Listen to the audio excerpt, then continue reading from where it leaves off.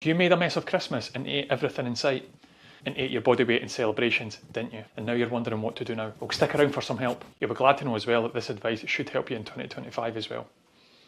But only if you act now. So first off, don't worry. It's fine, because it can't all be reversed. Just don't do it again. Or why not maybe learn from it? If not, you're likely going to dig yourself a hole, my friend. An even bigger one that you might have felt that you were in before Christmas, that you'll now find harder to get out of. The longer you leave it, the more aches and pains that will continue to appear, the more chronic they become, the more unrecognisable you become when you look yourself in the mirror. The harder it's going to be to walk up the stairs, the more you'll subtly become a little bit lazier, the more your belly will disappear under your belly when you go for a shower. So how about we change that? And you can get started by carrying out these 3 simple entry-level, you cannot fail tips that I shall reveal to you as this video goes on. So let's begin. But James, we'll skip over this video and your quite frankly incredible advice that I haven't yet listened to. But instead I'll go and watch my unqualified friends like Eddie Abu or Coach Carnivore Cam who talk absolute nonsense. Well viewer, you'll likely stay the fat mess that you currently are just now. Just an even bigger version of it. Or a slightly more serious answer. Thankfully, my advice and qualifications are a bit more evidence-based, unlike the 2 gentlemen mentioned before. Anyway, on average, apparently you eat around 6,000 calories on Christmas Day, and I think that's a safe bet. I'm betting that you've ate closer to 10,000 calories due to the abundance of decadent and caloric foods and drinks at your fingertip at every point of that day. But that's not really the issue though if you know how to balance it out. But you don't, because you're here, aren't you? I'm unlikely speaking to someone here who has their life together in terms of health. Am I right? Otherwise you wouldn't be here, unless you're here for the banter maybe. But the issue is a bit more long term. The rise of an average person's weight isn't just over one day.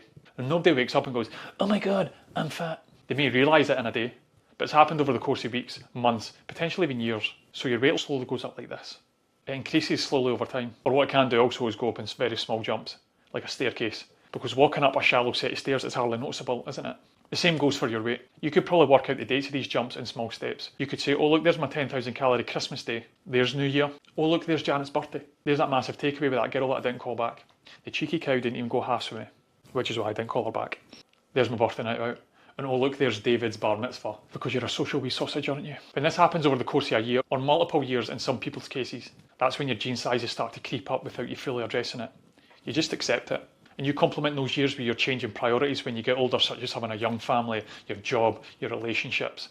It all eventually stacks up. Because I would hazard a guess that a huge portion of people's weight gain takes place in their 20s. I have nothing to back that up. But that's when people's lives change the most, from doing nothing in terms of responsibilities to having a ton of them in a very short space of time. Arguably too many to manage. You also start making money and buying quick go-to decadent meals for convenience, and then your health just takes a back seat. These nights out and not balancing them are the issue. So I'm here, as always, to start shifting the balance back in your favour. You might not start losing weight at this point, but maintaining it is better than gaining it, isn't it? We're looking to build habits here that are so easy, they are embarrassing if you fail. A bit like your coffee in the morning. How annoyed and not the same person are you when you don't have it? We want that feeling.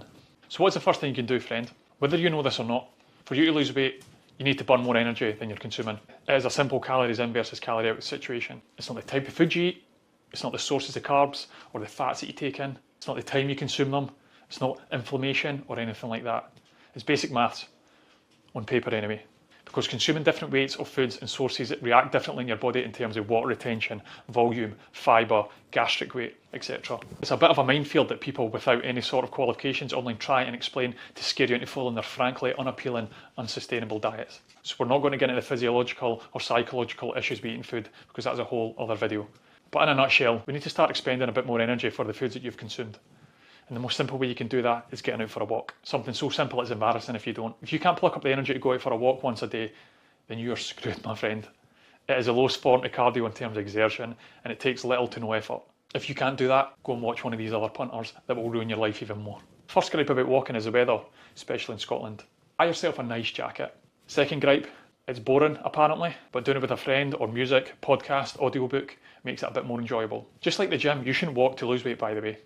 You should do it for the instant benefits of it and the benefits of it later on, such as potential weight loss. A bit of fresh air, get the blood pumping, some scenery, tell me your thoughts, de-stress. Walking basically has never hurt anyone, unless you trip and fall. Anything you're doing in your week, you should think, can I walk there? Or where can I fit in a walk? Or how can I increase my steps? Better yet, you could join a gym and use the cardio equipment. Get a feel for the place, start building confidence in the place, and then you can start speaking to people and then start using their machines. Your mindset basically needs to change from being lazy to being semi-active. There is not a single person on this earth that is at their full potential in terms of health, mindset, their capabilities, etc., that isn't active. Tell me I'm wrong. Moving on from that, you then might start looking into tracking steps. Use a watch, by the way, instead of your phone, because the watch is more reliable. Your aim at the beginning, more than you were doing before, and some consistency. In an ideal world, 10,000 steps seems to be the sweet spot based on the studies. If you were doing 3,000 steps, for example, your next goal is to get to 4,000, and then 5,000, etc. Walking and counting steps basically starts to become an indicator of how inactive you've been that day, and help avoiding that consistently. You then become an elite walker when you start mapping out walks around your area and how long they take and how many steps that they give you. You severely underestimate how much walking burns calories and benefits your overall health. But you also underestimate how many steps you do around your house just by keeping up your chores and keeping busy and going to the shops, etc. Increasing them isn't that difficult. You've just not found a way in which to do that. Simple, right? Do you want another one? So now you might be wondering if I have any points about food. And I do. I'm certain I read a study out there somewhere about group of individuals were given a fatty cut of meat and a normal cut of meat. So say a chicken thigh versus a chicken breast, or 5% beef mince and 20% beef mince. And the group didn't notice the difference in taste. It appears that some people wouldn't notice because it was only one study. But why am I talking about this? Because your next tip is the next time you go shopping, anything you buy, see if there's a low fat option. And there is nothing wrong with fats before someone kicks off. In moderation, that is. You do require some in your day, so you shouldn't fear them. Like, there's some fat. Because they are arguably more easy to consume in terms of calories compared to sugar, in my opinion. And apparently sugar is as addictive as a class A drug. But nobody's secretly snorting lines of it in the toilet, are they? Fats are great for things like energy, satiety, brain and cognitive function, etc. But they are the most dense macronutrient out of the standard 3 on offer at 9 calories per gram. Which is why I think it could be easier to overconsume on them, rather than sugars. A handful of Haribos will be like 100 calories, whereas a handful of peanuts will be around about 300 calories. Moderation is key, you see. And nobody's going to stop at that handful of Haribos as well.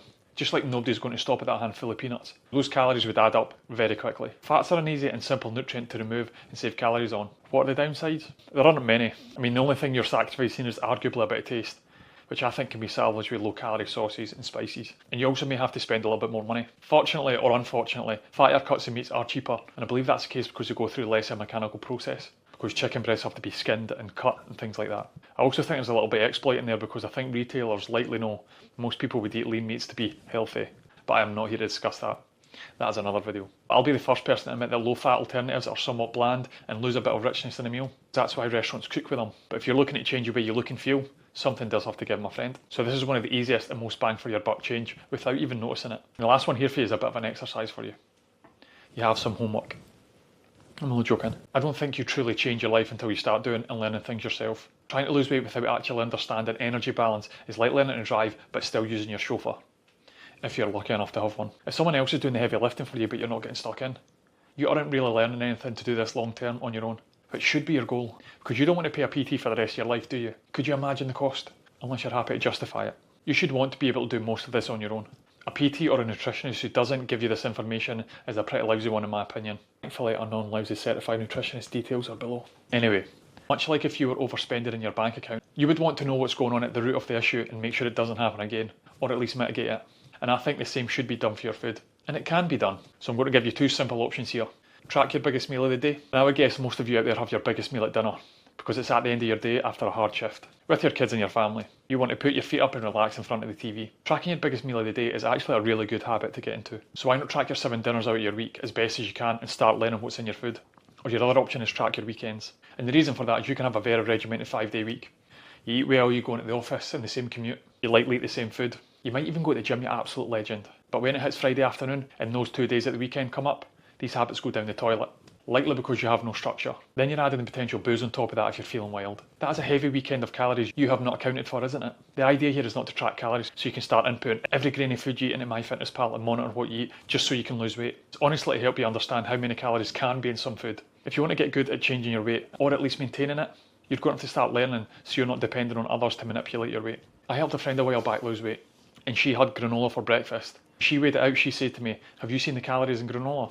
She worked out her typical serving was like 700 calories, and it wasn't even a ridiculous bowl size. Now she has that little nugget of information in her head for the rest of her life to make that conscious decision. If she's not bothered about her weight, maybe needs a bit of energy, she can go bajingo deep in that granola. If she's looking to lose weight, it's maybe better to avoid it for now because the calories in terms of weight isn't worth it for her at this moment in time. All I'm asking for you to do is start building these nuggets of information for yourself, and in a few months you might have enough to say, right, I've got a decent backlog of foods I enjoy and I can stick to for a good few months to try and lose a bit of weight. You're not learning any of this on these fad diets.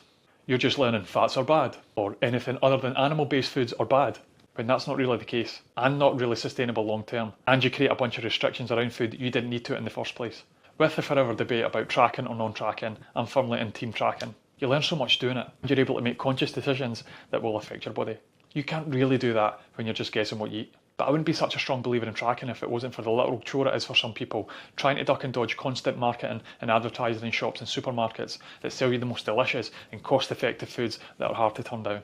And by the way, for the people who say tracking is a mental illness, are the same idiots who spend 12 hours on their phone dancing in front of it and then watching their like count on Instagram or TikTok, hoping for a small dopamine hit when they get one. At least tracking food has the ability to change your life for the better. I'll give you a late Christmas present here too in the form of a bonus tip. Simply eat more quality protein. Regardless of what you're trying to do with your body, it benefits you when you're gaining, maintaining or trying to lose weight. What I'm actually trying to do here long term is string a few videos together in the upcoming weeks to help you get on track, my friend. A mix of practical tips for everyday life, along with tips in the kitchen and maybe some gym stuff. We'll see. There's a video that appears here, which is likely going to be about getting back on track after a big event, such as Christmas. Why not give it a go? Because it should help next time that you go to a big event and you don't know what to do. Until then, hope you enjoyed this. And also, Happy New Year. Thanks very much for watching, and I'll see you in the next video.